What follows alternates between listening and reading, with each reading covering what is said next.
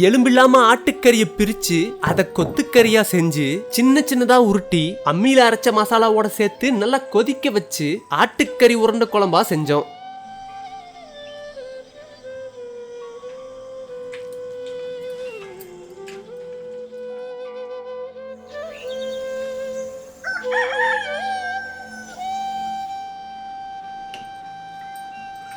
கறி உருண்டை குழம்பு செய்யறதுக்காக 1/2 கிலோ ஆட்டுக்கறியை எலும்பு இல்லாம எடுத்துக்குவோம்.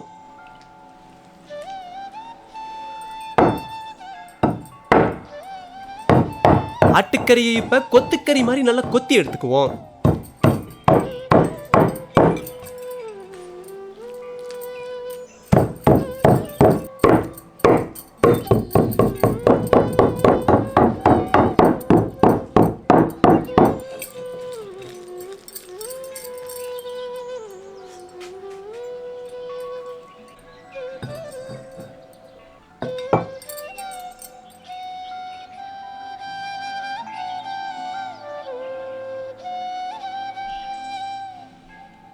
இப்ப கொஞ்சம் எண்ணெயில 2 பட்டை, 6 லவங்கம், 1/4 தேக்கரண்டி மிளகு, 1 தேக்கரண்டி சோம்பு கசகசா, 1 ஏலக்காய், 2 அனாசிப்பூ, இப்ப 50 கிராம் கொத்தமல்லி, 8 வரமிளகாய்.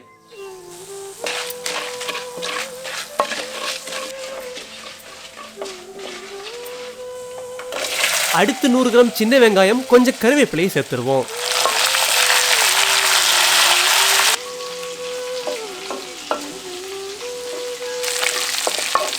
சேர்த்துக்கிட்ட வெங்காயம் இப்ப நல்லா வதங்கிடுச்சு. இப்ப நறுக்கி வச்சிருந்த 2 தக்காளியும் சேர்த்துருவோம்.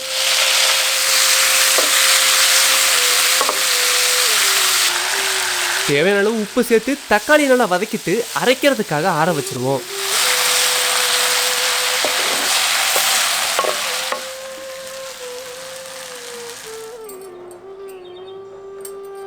நூத்தி 50 கிராம் இஞ்சி பூண்டு அம்மியில வச்சு அரைச்சிட்டு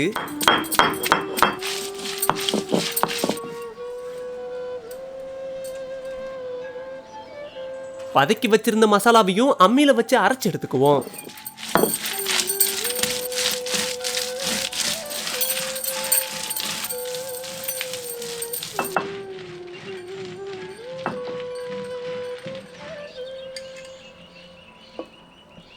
இப்ப கொஞ்சம் எண்ணெயில 1/4 தேக்கரண்டி சோம்பு, 2 பட்டை, 2 வரமிளகாய், 100 கிராம் சின்ன வெங்காயம், கொஞ்சம் உப்பு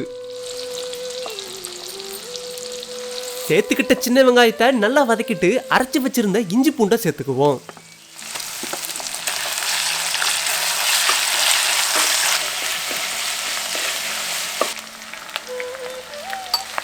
இப்ப 1/2 தேக்கரண்டி மஞ்சத்தூள், அரைச்சு வச்சிருந்த மசாலா 2யும் சேர்த்து இப்ப நல்லா கிண்டி விட்டுருவோம்.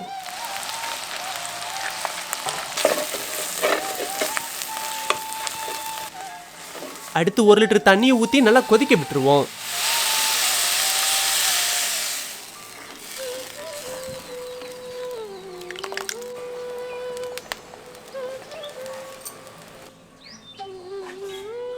ரெண்டு நறுக்கின பச்சை மிளகாய், 1/4 தேக்கரண்டி இஞ்சி பூண்டு, கொஞ்சம் உப்பு இதெல்லாம் சேர்த்து கறியை நல்லா பிசைஞ்சு எடுத்துக்குவோம்.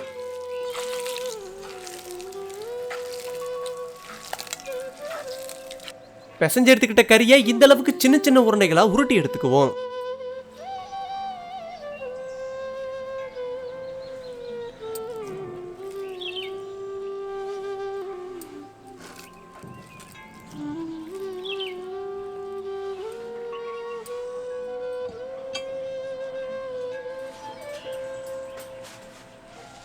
குழம்பு கொதிக்க ஆரம்பிக்கும் போதே உருட்டி வச்சிருந்த கறி எல்லாத்தையும் குழம்புல சேர்த்துருவோம்.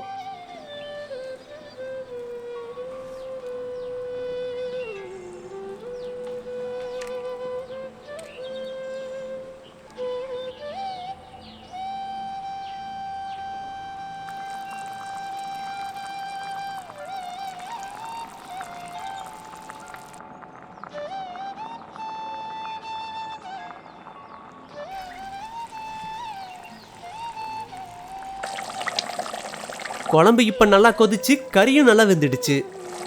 கறி உருண்டை நல்லா வெந்ததும் அரை மூடி தேங்காயை அரைச்சு சேர்த்துக்குவோம்.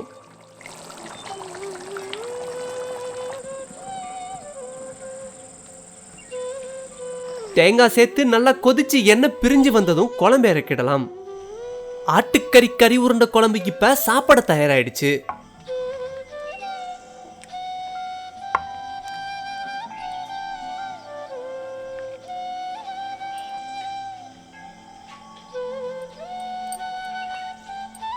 இப்ப சோத்த குழம்போட பிசைஞ்சு சாப்பிட்டா அப்பா அப்படி இருக்கும்.